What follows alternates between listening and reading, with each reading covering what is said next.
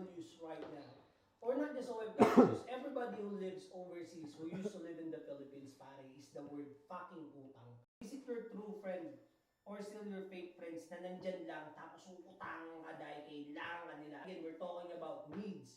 Needs, pare. And I think lahat tayo na pagdaanan natin to. Yung kamusta na yun, biglang yung pangangailangan nila ibabagsak. Ang masama, hindi mo man lang ka close, di ba? Tapos biglang, ay, kumusta? Like even your friends, wherever you are right now, may utang sa'yo pero di binabayaran. Ay, Will you consider it as your fake friend or your true friends? Pero sa akin naman kasi, masyado akong maano sa word na utang. Masyado akong parang allergic ako sa ganyan. Na, hindi ka naman siguro fake. Medyo irresponsible ka lang na tao. Kung umuutang sa'yo, irresponsible ka lang na tao.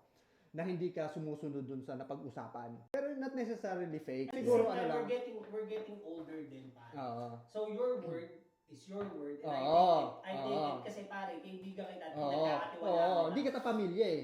Iba yung family kasi eh. Iba yung responsibility ko pagdating sa family. Kasi may mga family din ako na umihiram. Pero hindi ko naman sila talaga na, uy, bayaran mo na ako